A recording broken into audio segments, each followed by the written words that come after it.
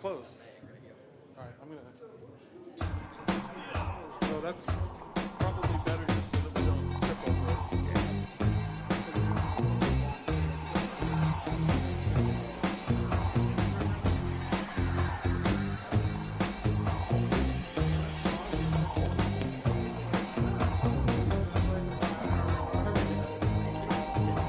What a difference a beer makes.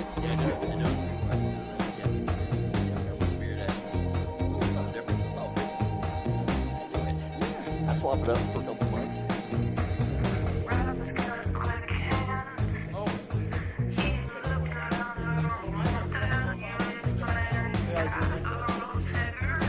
Mine wasn't in any way, shape, or form.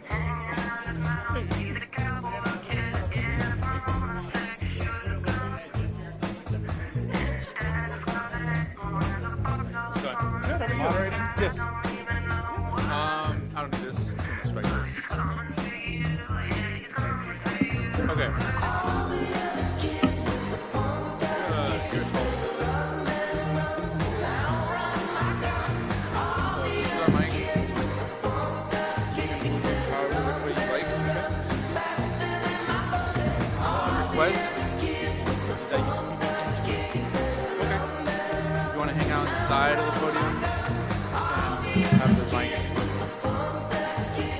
pointed that way. And if you want to speak to the audience, rotate. But make sure it's pointed. Directional. Gotcha. It's very directional. Yep. It's like this cone right here. But yeah, like if you're going to talk to them like this. You're a Charlie. Let me see how.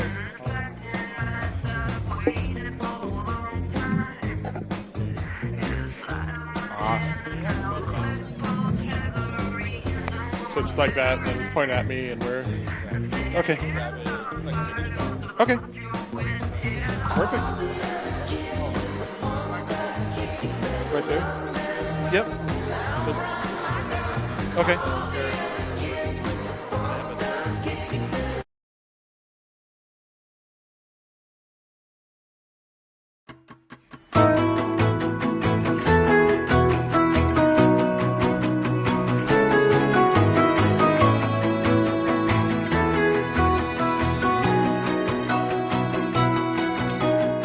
FutureCon has been extremely beneficial.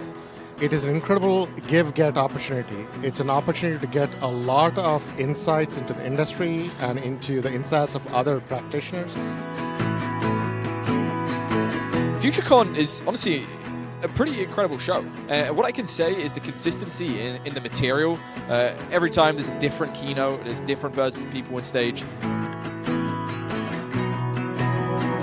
FutureCon is by far the most vendor-friendly conference I've been to. The quality of the audience is very high. And you manage to squeeze a lot within a day, so that's incredible value.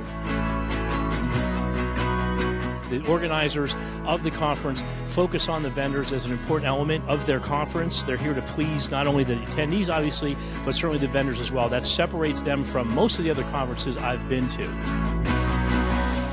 Cybersecurity is a big niche nowadays. It's not just something super technical. It has a very strong business implication. And ultimately, as information security practitioners, I think we've got to understand our job is to reduce risk as it pertains to the information security of that organization. Ultimately, that's no longer an IT risk. It's a business risk. Absolutely outstanding experience for any cybersecurity vendor that wants to reach a diverse audience in multiple locations around the country. It is one of the best events and opportunities for security practitioners to get together and share their knowledge, because sharing actually compounds the value of what we have.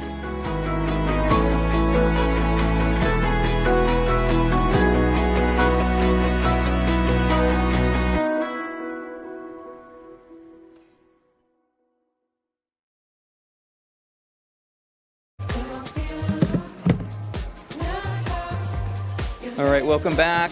Let's kick off kind of what becomes the grand finale to this day. So, woo!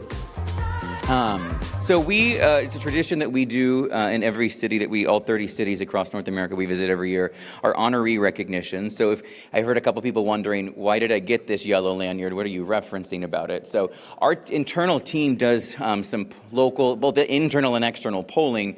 So basically, if you are wearing a yellow or gold lanyard, you were nominated for some special recognition for your outsized and great contributions to cybersecurity. Someone's a fan of what you're doing. So that could have been a peer locally, or it could have been someone within our own team, that thought, wow, it would be an honor to have that person attend our conference. So we just like to provide recognition where it's due. So I've got a nice healthy stack here of certificates. We just wanted to give you, it's a little certificate with a little note and gift from us inside. So as I call your name, I think we know everybody in this stack was here at some point during the day. There might be a few that, I know sometimes we have flights, right? Sometimes, incidents. We never really stop working, even on conference days. So we'll say here in spirit, but otherwise feel free to give your peers a round of applause and come on up. We'll grab this and let's kick it off. Let's go. So first up, we have Rick Rampersad, the CIO from the Early Learning Coalition of Hillsborough County. Rick? Here in spirit. Thank you, Rick. Larry Soukalakas, IT Risk and Audit Manager from Holland & Knight LLP. Is that you? Come on up. Where? How about I have it delivered? You are Larry, right? Okay.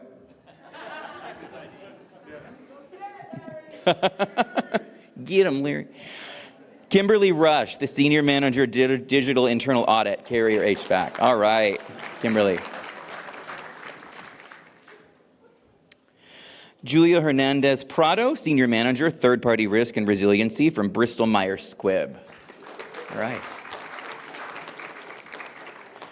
Tia Guntharp, Director of IT, Culp Elliott and Carpenter, PLCs. All right, right up front, my friend.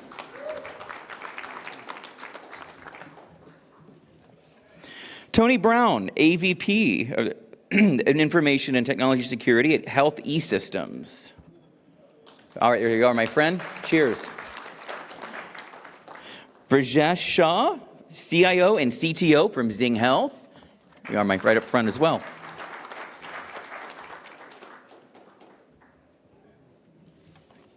Zachariah Marks, Senior Cybersecurity Analyst from Foot Locker.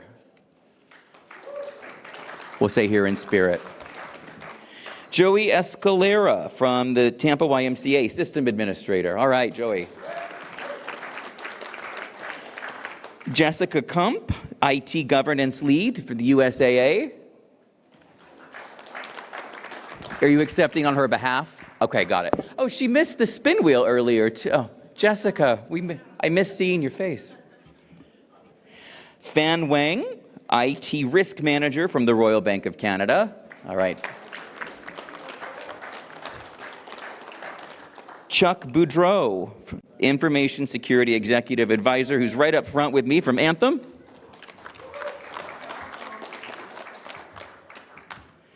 Sherry Fisher, Senior Data Product Analyst from Citi. Yeah, here in spirit. There will be a couple of those. Brian Hicks from Citigroup's SVP Internal Audit. Here in spirit.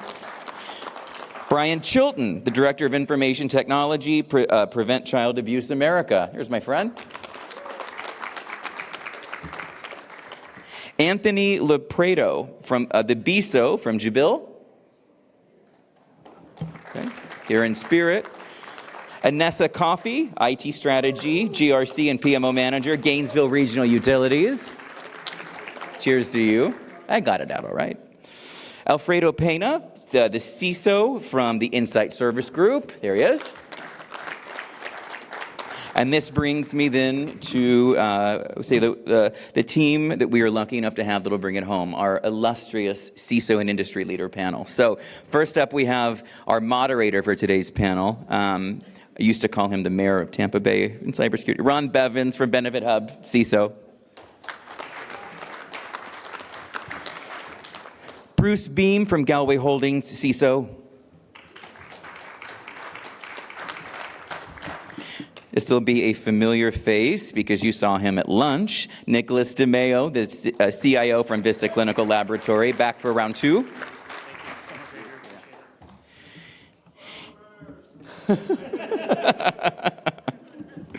Glad to see the energy is still so alive after, what, like eight hours together. That's going to be a great panel, y'all. But last and certainly not least, we have another special member of the panel that actually joins us from our premium platinum sponsors of this event, Needling Worldwide. We have Wes Knight, who is their CISO, who's also going to be sitting on the panel this afternoon. So thank you, Wes. All right, so I hope you won't miss me too much. I think you've heard plenty from me today, but I'm going to hand it over to Ron and team as the CISO panel takes us through securing the future. Industry leaders discussing current cyber threats and strategic defense practices. Big round of applause.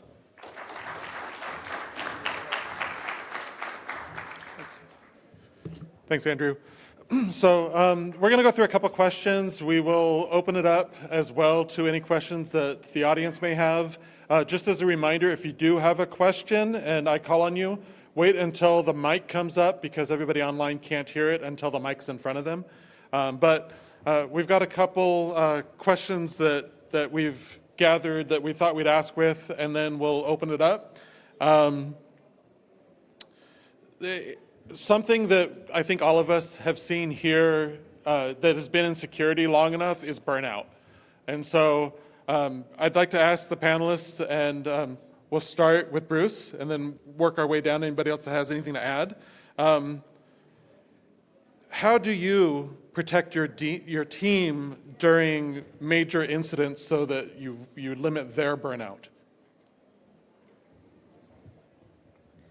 So how do I protect the team? Well, really a lot of it, as you know, we have a very limited lifespan in security most of the time, 18, 24 months, sometimes even shorter.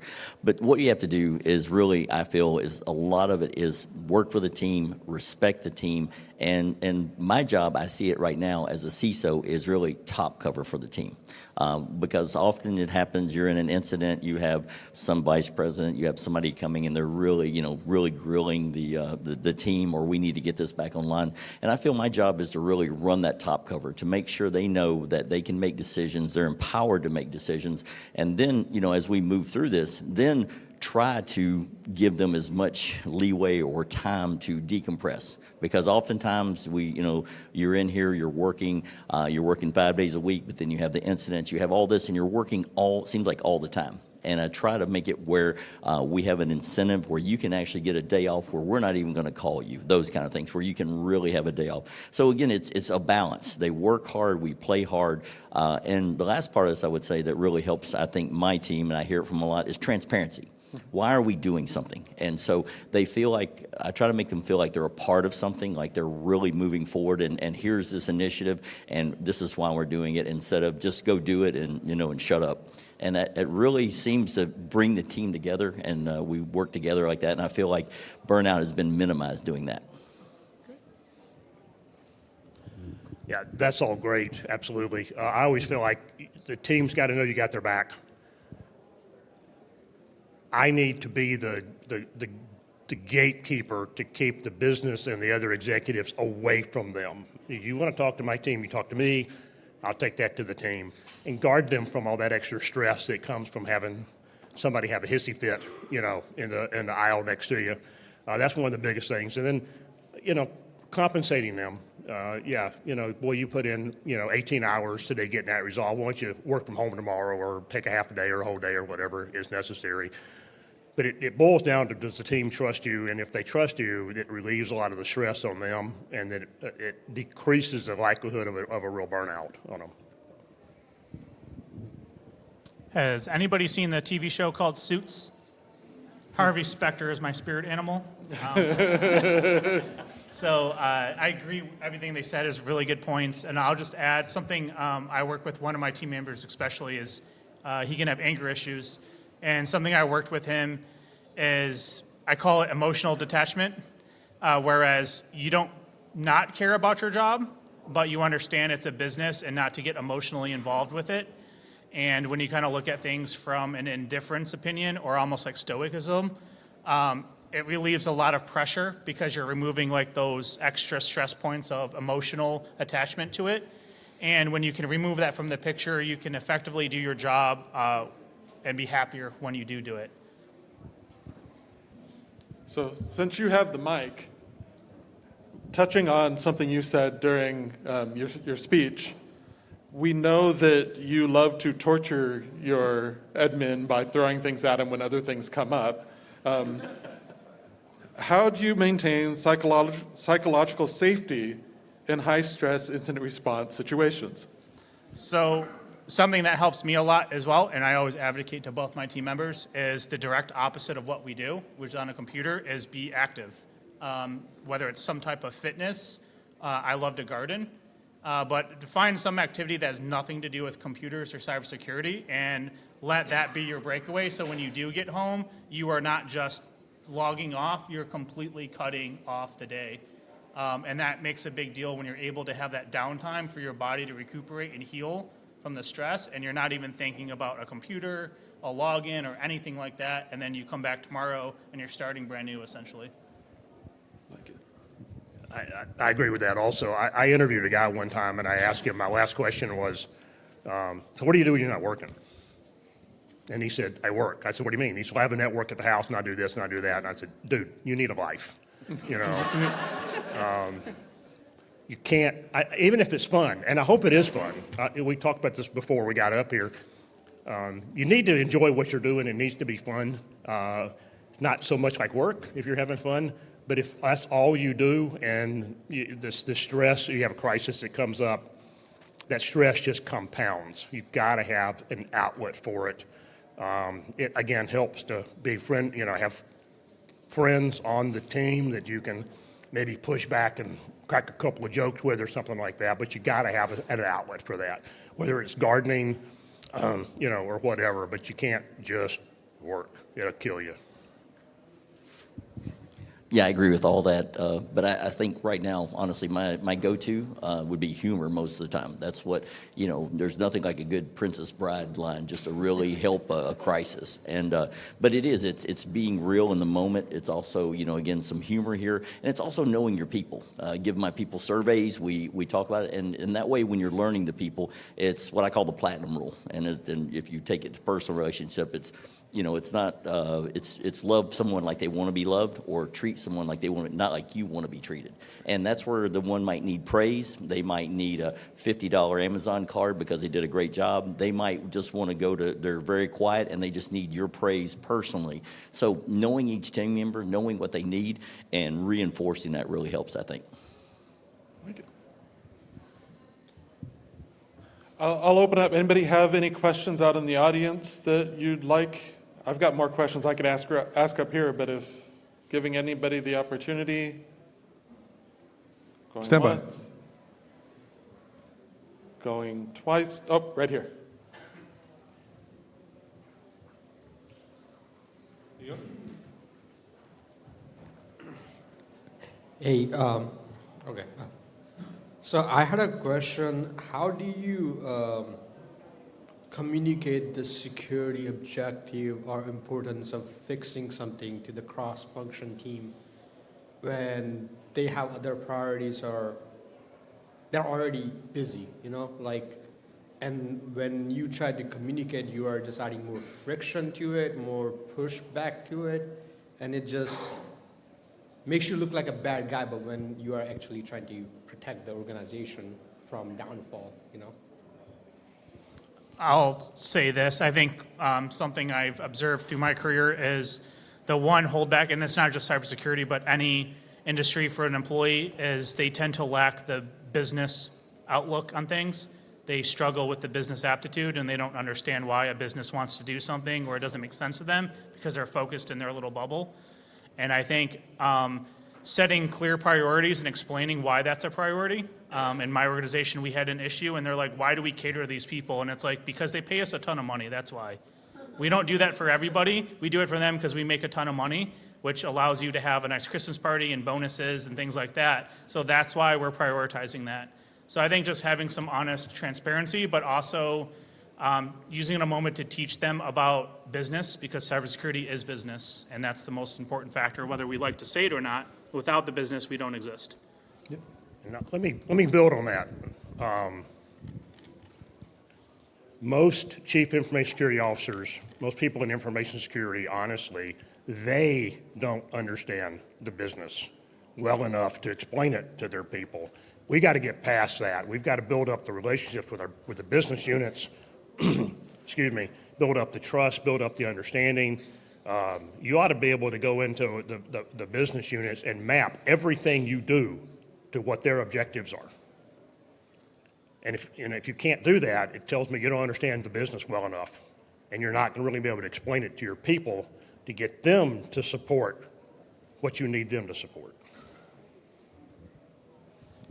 Seems like we have a lot of agreement up here, but agreed. The thing I like to look at is that relationships, but I also like to look at, what we do and make sure that we have more than one tool in the toolkit. When I was in Japan, one of the things they always talked about is if the only tool you have is a hammer, everything is a nail. So go through, figure out what these businesses need. Again, mapping to the business, figure out how you can enable them and give them something that they need. And oftentimes what you can do is you can bring a tool in, maybe a security tool, that it's like, I can help you do X, Y, or Z. And at the same time, you're gathering data and telemetry off these guys all the time. And so it's a win-win situation there on that one. And so it is about knowing the business, how to enable them, and each structure is going to be different. Treating finance like HR, you're going to lose every time. But if you go and you work with them and you're saying, hey, we can enable this, we can move this forward, and what you do is figure out is what's in it that you can glean out of that as well, and you'll find that to be a good situation most of the time. There are always the outliers, guaranteed, but that's when you pick up the hammer, right? So we call it compliance. Wham! And one thing I would add to it is, especially if you're using cross-team functionality, make those relationships.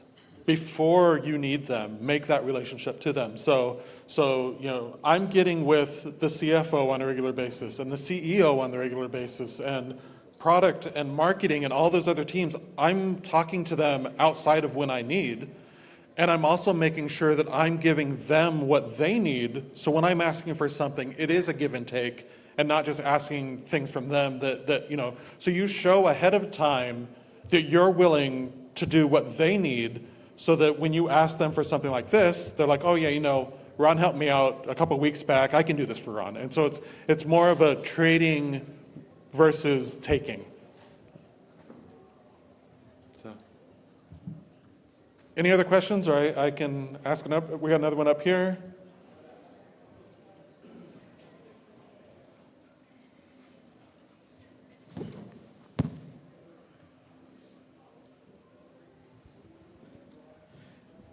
So often you have legal or you have insurance that kind of diminishes your budget because the executives are going to leverage that. Either a legal opinion or your legal team says, oh, we're fine, or insurance is going to pay for X, Y, and Z. It kind of diminishes your ability to say what's important. So I was just curious if you had any methodologies, strategies, or tips and tricks that you use to say, hey, regardless of that, we should still do X. So there are several things that you can employ here, because you're right. They will, they're going to play one off the other. They might try to reduce a budget, something like that. Or again, we're going to transfer that over to insurance. We're not going to worry about it. And so really, a lot of times when I've exhausted all my routes, the knowing them and working things like this, I drop back to my risk register. And it's surprising how often you will get emails that says, just let this happen, or you're on a Zoom call, oh, that's fine, let them do that. When you put pen to paper or electronically and say, let's put this in the risk register, we're going to bring it up in the entire risk committee, and this gets briefed out to the board, all of a sudden people seem to change their mind a lot. And I'm not mean about it. I mean, if they're like, hey, we're going to accept this, great, we're going to accept it, but I'm going to document it. And so, and the part of that too is, I think going back to you're talking about the one employee that had the anger issue, I find people in security sometimes, we take it really personal. You didn't take my recommendation to put this in, so I'm going to get mad. Don't get mad. Okay, thank you. Here's the risk register, sign off here. We'll revisit it in 6 months. When I'm briefing the board, I'll tell them, well, why did we do this? Well, the business chose to accept this. And you move forward. And you do it in this spirit. And after a while, they almost kind of wonder why you're happy about this or why you're not mad at least. And then you come to find out, they figure out down the road, usually they need that. That's usually my go-to as the last resort. And agree. A lot of the agreement going on up here, and I agree with that. In my previous job, we had a rule that if you wanted to bring a new program online or something like that, I had to issue an ATO, an authority to operate letter. That didn't mean I thought it was okay. It meant it's okay, maybe except A, B, and C, and dear business director, you need to sign this saying you take responsibility for it. And all of a sudden they realize, wait a minute, it's not information security that's accepting the risk, it's me. And that changes attitudes a lot. So if you can, again, we're back to understanding the business and talking to the business. When they understand that that's their risk and that's coming out of their pocket or their skin, the attitude tends to change a lot. Yeah, these are questions that can get difficult because everybody's environment is unique. So I can only tell you what I do in my environment, and maybe it works for you, maybe it doesn't, maybe it's a waste of time. But something that's been really helpful for me is stop approaching things differently from a different angle and getting other people to advocate for things. And one of that is productivity. So I wanted to enroll some security things, and it didn't feel like it was that big of a deal until I demoed it, and I was able to show that actually we had a productivity issue within a couple of departments, and that this tool would actually shut that down. And I let actually those directors and managers fight for the software for me, because they didn't want to do their job and actually manage their employees and write them up or make sure they're not doing what they're not supposed to be doing, things like that. So they're like, oh, well, why don't we just have a tool that does it for us? And I'm like, oh, maybe you should go to the CEO and tell him that, you know? And then they came to me, hey, do we have an option to do this? Like, yes, I do.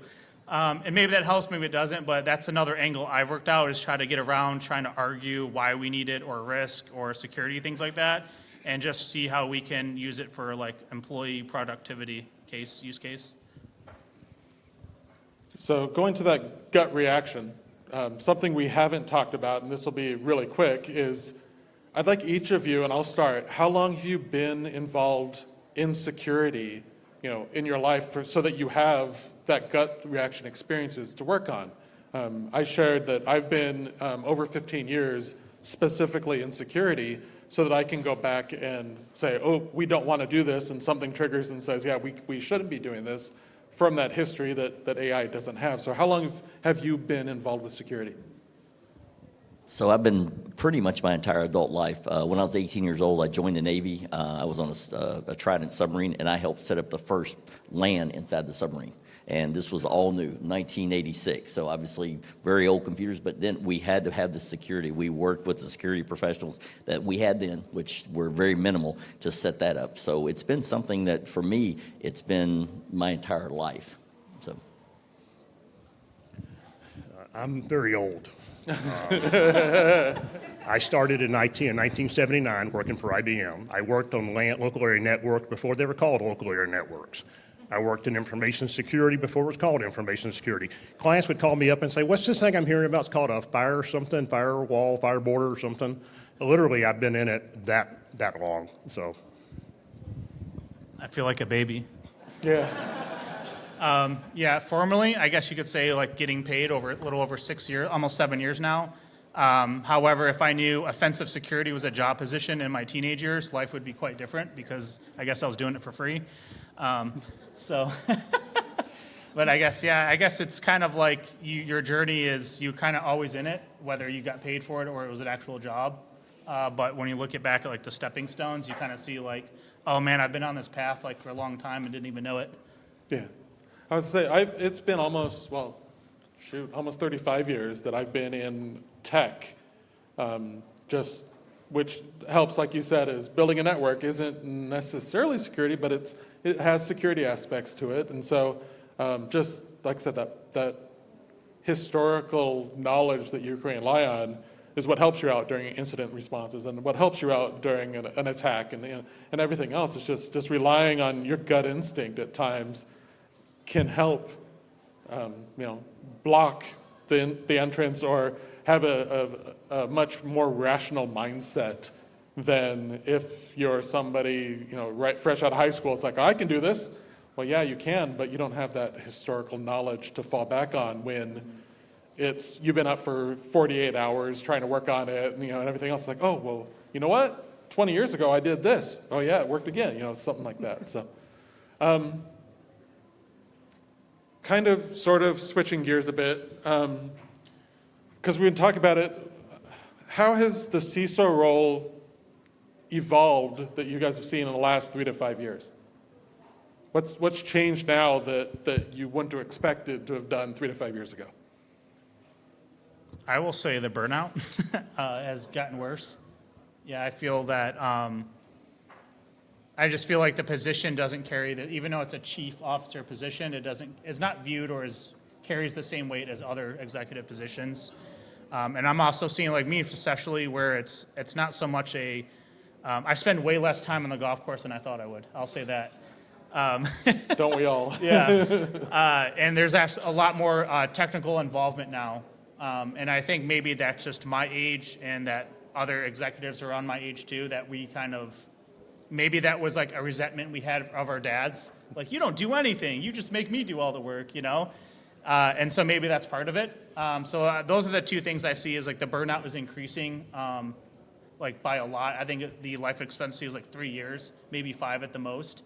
And then the technical aspects is like getting more technically involved in a role than maybe historically they would have been. I absolutely agree about the burnout. When I retired from the government, I offered my job to my team leader, and she just laughed at me. She said, I've watched you do this job for 10 years. I do not need that kind of stress. So there is a lot of burnout in that. I've actually kind of seen it differently. We actually disagree here. I've seen more shifting from tactical to strategic in the CISO role. We're technical people. We like to get down and get our hands on it and stuff like that. But having a shift from that role into planning, building relationships with the business, with the CFO. You can't walk into the CFO's office and tell him you need $200,000 for something, and he say, "Who are you?" You got to already have the relationship there, but you've got to be involved with the business and planning, understanding what their plans are, and helping map that to things that make sense from a security standpoint. Get away from the Dr. No thing. When I retired from the government, one of the directors came to me and said, "In all the years we worked together, you never ever told me no. You generally said yes, but." Right. If I could go back, I would say yes, and I'd change that a little bit. But that's kind of what I've seen. I'm not sure why there's a difference, but there is. And gee, we just have to disagree. I'm glad. There you go. We can't all be agreeable. Yeah, that's right. I see a couple things. One is now I see more working with compliance and legal a lot more. And what I find is compliance and legal, they like to write these documents. And now I get to take that administrative control and turn it into a technical control for them, which is a lot harder than them writing that document. So I find there's a lot more of this. I find that we are the people that go to for like, hey, there's something new. There's this thing called AI. You should know everything about it, vet all the programs. You should do all this. I'm like, we aren't trained in this yet. So, and the last thing that I've seen change, which kind of scares me, is I'm really the only one in the company that can go to jail right now for certain things. I mean, when they're like, hey, you got D&O insurance, I'm like, oh, I know I have that, but I don't really want that because that means I have the possibility of going to jail. You look over the CIO, he's not going to jail. Again, go back to my risk register statement. I want to make sure that if it, the rubber hits the road, that I have it written down. This is where I stand on this. This is my documentation trail. I said we shouldn't do this, and this happened, and that way it's very clear that when it comes time to do all that I have a great repository of data to rely on. So those are the things I'm seeing that change, and it's. It adds to that burnout that you talked about before. I just want to make a funny joke about that. I was doing a third-party audit with a law firm, and our conversation ended with the lawyers going, "Are you sure you're not a lawyer?" Yeah. I mean, the lawyer in my company is probably the person I talk to the most because, I've just got it built into him is that if you accept the data privacy section of this, then you own it. So he's like, yeah, I'm not doing that because he doesn't understand it. He knows he doesn't understand it, but that's why it's like, look, Ron has to answer this section because data privacy. So it puts more work on me, but it's also that relationship of letting the lawyer realize that you understand contracts because you have to. It's part of that compliance that's thrown on you so that you have those relationships, the business relationships. And like you said, is that 5 years ago, it was almost unheard of for a CISO to go to jail for a breach. Now it feels like every month another CISO is going to jail because of a breach of some kind. So the ownership is falling on the CISO more than it has ever before. And I don't see that getting any less. If anything, it's going to be more as we go on. So just one of those joys of being a CISO. Doesn't that increase the burnout factor, though? Because now we got, oh crap, I could go to jail here. Right.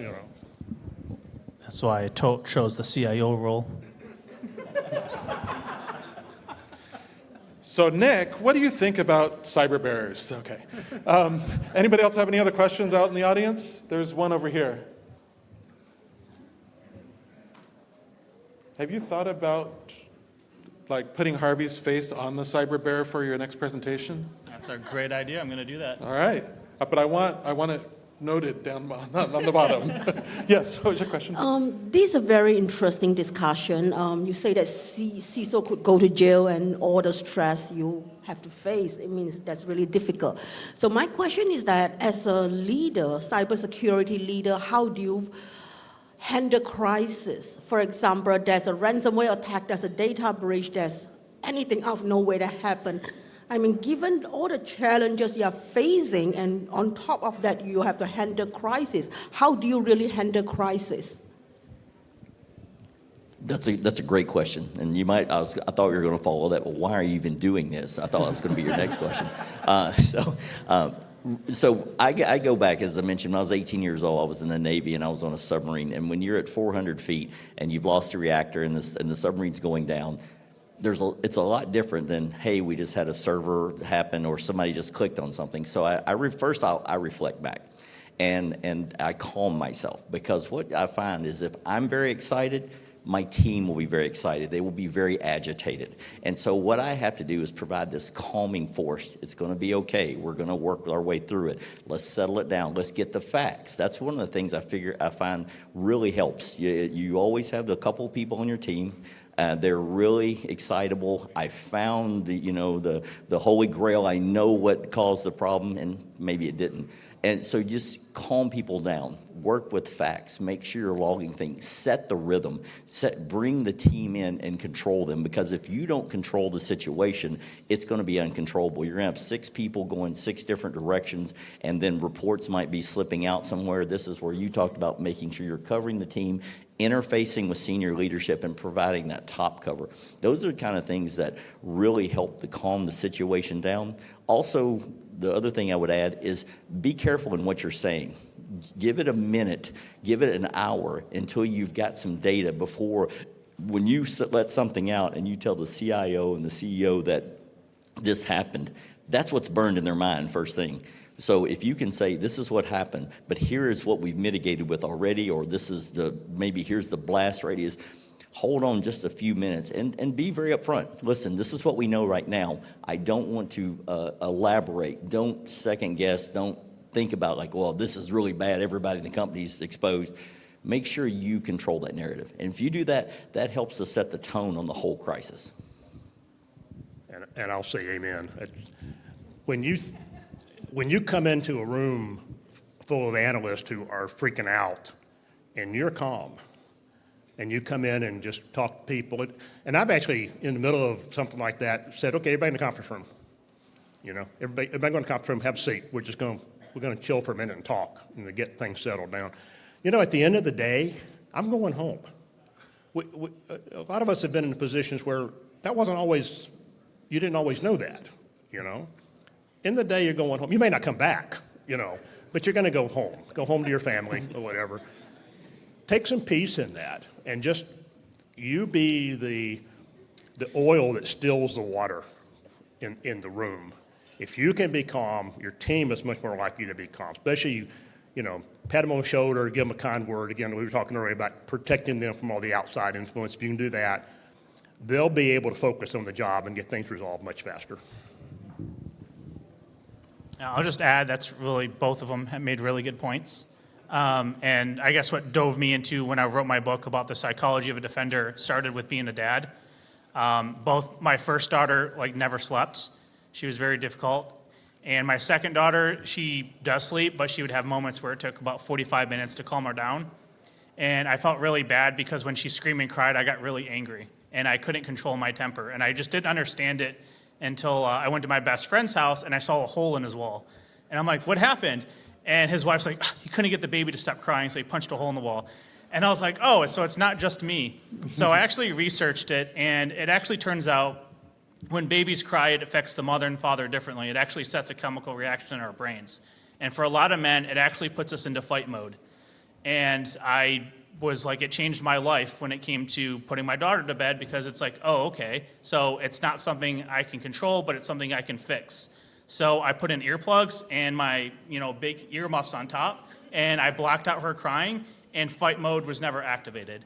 And then I became the main parent of putting her to bed because I was able to find a way to mitigate that psychological response.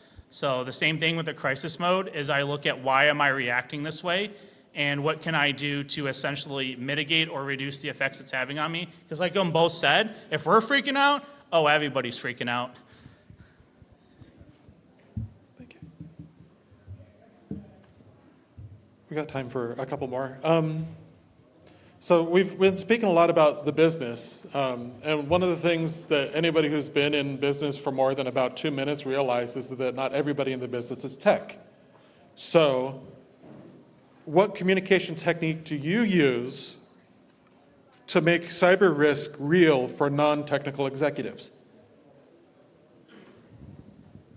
My joke is always single syllable words and primary colors, but that's really what you do. You want to break it down to the basics, and tell them, really basically why they need this. That's very important. But along with that, tell them why they're doing it. Talk to them about, this is because it's often you hear, the CISO just wants a new tool so he can put it in his CISO tool belt, or do we really need this? No, it's just a great to have. Those are really bad reasons to go to the CFO or the CEO.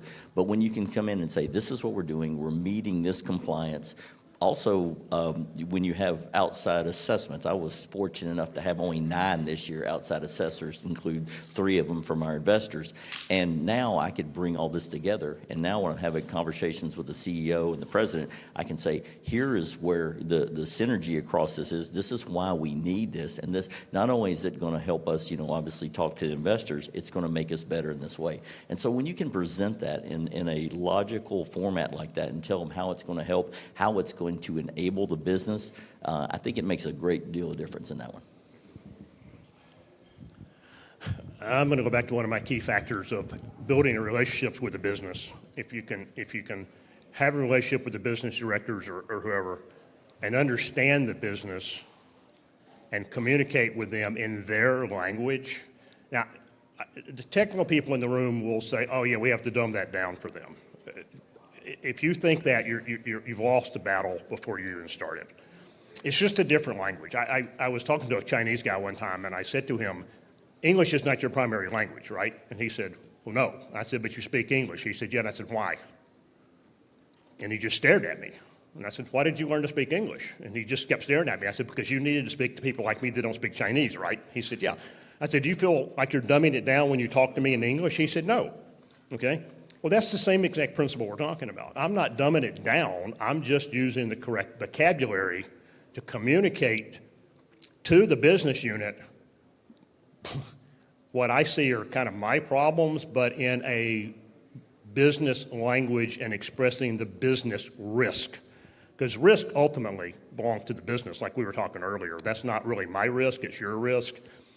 And I need to communicate that to you in a way that you'll understand the impact on your business, and you can accept it, or you cannot. You can help me fix it, but it's ultimately not really my call. It's really the business unit's call. And I've got to be able to communicate that to them in their language. Yeah, it can be tricky, right? You guys saw my PowerPoint presentation. I've had a lot of practice of being creative with pictures, and I feel like pictures speak 1,000 words. And it may not be like the most formal professional approach, but I found that doing funny pictures or making light of a situation has significant returns on data retention. It allows the target audience I'm talking to remember things a lot more, and then they begin to, when they remember and we can call it, it makes my job a lot easier of why we need to do something. So I kind of start there, and I kind of make it fun that they're interested, because at the end of the day, my CEO is also farming, and he's in there for a little bit. He could care less about anything else. So if I sit there and go, well, here's the risk, and start talking about it, he's like, nah, I need to go back to my tractor. But if I show him something kind of entertaining, I get his attention, and it makes him feel good, then I know, then he's willing to listen and move forward with a request. And sometimes it's not always the case. Sometimes it is just a straight business proposal with numbers. But I found when I am talking and I'm losing them, I fall back to something memorable. And speaking the right language, I don't know, I may be the only one that has the friend that speaks Spanglish, where it's English most of the time, but every once in a while they throw in a Spanish word. And if they talk English 95% of the time and you throw in that Spanish word, I may not understand it, but I can understand context. And that's how I look at it, the business, is every once in a while you're gonna have to talk tech because certain words just do not translate. But if you've talked business to them long enough, they'll be able to understand that tech, as long as tech is not what you're primarily talking to them, because you just lose them. And it's, like I said, it is two different languages, and just speaking the right language so that they understand what you're talking about, and they allow some mistakes. It just has to be the unusual rather than the norm. So, any other questions, or I'm going to throw another one at him. I think we got time for at least one more. We'll see how long it takes you to answer it. So along those lines, and we have a question. We do. Yeah, I've moved on. Sorry. All right, thanks. So I'm curious, in your role as a CISO, what is your most critical resource that would maybe not be applicable to CEO, COO, or your ISSO type roles, but as a CISO, what's that most critical resource for your use? I mean, trust. If you don't have the trust of the business, it's always going to be an uphill battle. So if something goes wrong, the business trusts me because of my history with them that I'm going to do the right thing. And so they're less likely to second guess what I'm doing.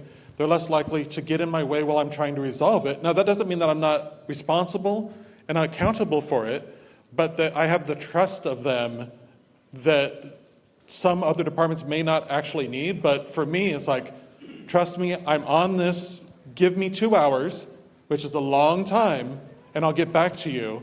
But they realize that by me saying that, it's going to take me 2 hours to get everything under control, get everything stable, and then I'll have time and we can talk for another 2 hours or whatever it is. But it's building that trust, which doesn't come overnight, and then maintaining that trust, which is easily broken, so that you have that in your tool belt when you need it to be able to do what you need to bring the business back to where they are. If I can add something to that trust is just so critically important. We got a new CEO in my previous job, and I crossed swords with him unintentionally, but he wanted to fire me.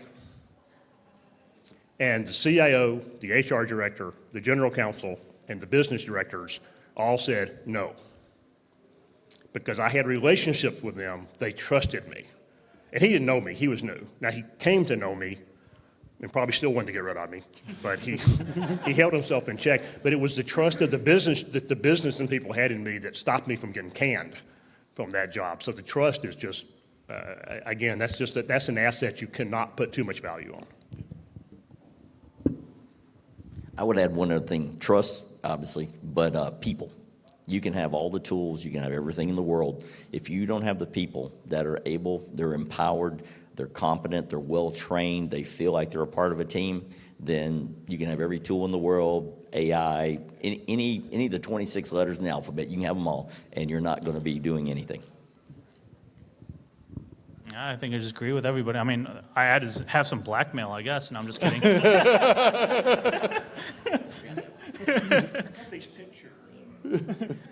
But yeah, just keep a historical record. That helps with the trust, is when you do have something and there's a lot of concerns, I'm like, well, remember these projects that I did that were almost flawless? Like, I executed before, like I have not let you down, so why would you doubt me at this point in time? So I keep a record of like things that I do that had a really big positive impact on the company, and yeah, can bring those up when I get doubted.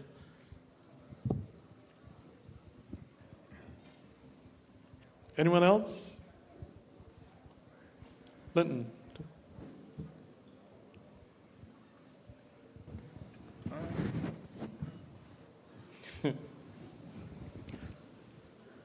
I know, no, I was thinking what I was saying. I know that speaking to C-level executives is very important in your role.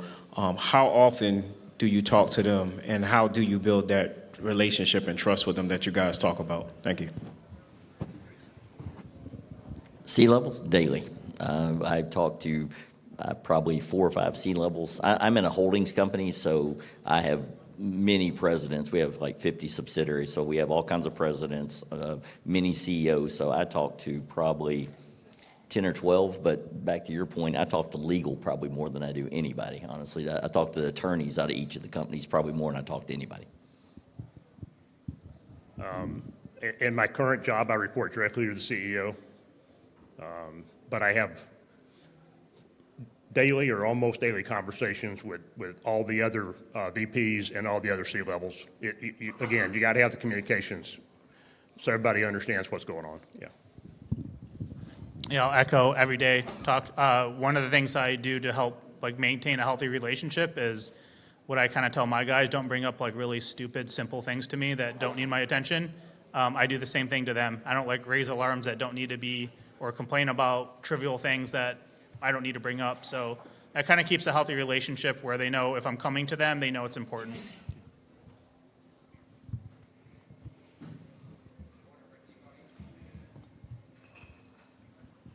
Anyone else?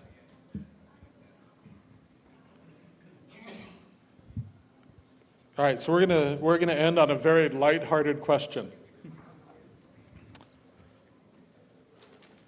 How would you explain quantum risk to executives without hype? That's really difficult, right? Because they don't have a quantum computer sitting there for tangible proof. I would say focus on the realistic stats. I mean, right now there's what, like 2 or 3 quantum computers in the world right now? But I would also reference the fact that maybe 5 years ago, how many AI models did we have? So we could easily make the same argument in 2014 about AI as we do quantum computers today. And without doing hype, I would probably just focus on raw facts. So like, how is that going to impact our business? Not just from a security perspective, but as from a business perspective. If another company is competing with us and they are leveraging, or they're in a position to financially leverage quantum computing, how would we compete with them? There was an interesting talk I saw. He's the offensive security at CrowdStrike, or was at the time, and he was going over how if you had a quantum computer and the other side did not, you could almost predict the future, or you could almost control the future.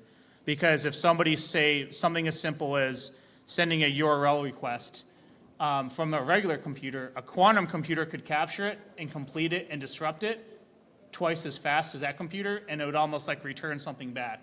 So you wouldn't almost need to really necessarily have an exploit or a hack. You just have to be faster. And a quantum computer literally gives the competition that secret weapon to be faster. Yeah, trying to explain something like that, that's a really interesting question. Basically, I would pretty much do the same thing. I would say, look, you're talking super fast computers. We just need to kind of plan down the road what our strategy is going to be. You see sometimes, I hypothetical articles about stock trading. If you had the ability to pick up stock signals coming across a half a second faster than everybody else, and you had a computer fast enough to react to that, you'd be a billionaire in a week. Quantum is that same concept times 1,000. I don't know. I guess that's how I tried. Again, agree with both of you. That's some of the things I do. And then usually the question comes back, well, what do we need to do now? Do we need to buy, this tool that can offset it? I'm like, that tool doesn't exist because it's not here. The only thing I talked to them about that I said that's real and now is I said, this is why we need to make sure we're locking our data down and we do everything we can to not have a data breach. Because if you have a breach now and they take a couple of gigs of data, it's encrypted right now. Well, when quantum computing, we use that AI scenario in 4 years from now, and it's sitting there, and now they hit it and they decrypt your data within seconds. So the thing you can do now is keep your data as safe as possible, and that way, in the future, you're not exposed when they can break your encryption very quickly. Right. And that's what you that brought it up. Somebody brought it up that we're 7 years away from quantum theoretically becoming live, and so every conversation about quantum now is still theoretical, but it's not that far away. And so I do the conversations as, like you said, is explaining stuff that's already happened so they have a reference of, talk about AI 4 years ago and everybody would have said, what's AI? But now they see the impact that AI is doing for the business. And so you use that and say now something like, our data could be stolen today. And if our answer is, well, it's encrypted, that's good for 7 more years. And then we're going to deal with a breach that happened 7 years ago, but people's social security numbers don't change. People's credit card numbers, they probably have changed, but maybe the same number with a new expiration date on it. It's all those risk factors that we have to plan for today, hoping it never happens, hoping it hasn't already happened, but the inevitable that it probably has happened to some people, and the business needs to be aware so that when those tools become available, that it may not have stopped the exfiltration because that could have happened years before. And there isn't well, let's just go buy a quantum computer to equal out, because businesses won't be able to afford those 7 years from now. It's the states that will be able to. But explaining that to them is that it's not just a purely throw money at the situation. You've got to prepare for today. You've got to harden today for the possibility that 7 years from now, they could use what they get today. And assuming we still want to be in business 7 years from now, we've got to handle that today and make them understand from the business side why it's important that we worry about it. And don't think tech, don't think that how fast it can do stuff, think how it's going to impact the business and make sure the business is aware and you speak to them in business terms of how it can happen. All right, well, I know somebody's got to catch a flight here, so I personally would like to thank you all for stepping up here and asking the questions, and thank you very much.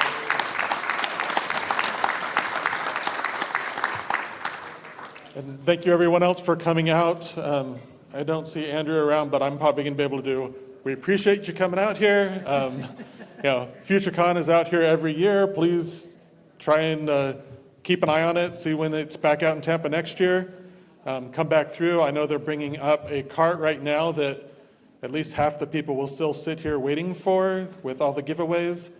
I'm officially babbling now, but I can do that rather well. I've done it long enough. And as she rolls up, please make ways so that she can get through because there's a lot coming in. And I'm going to officially say, panel, go ahead and we can step down and we will hand the mic back over. Thanks, everyone.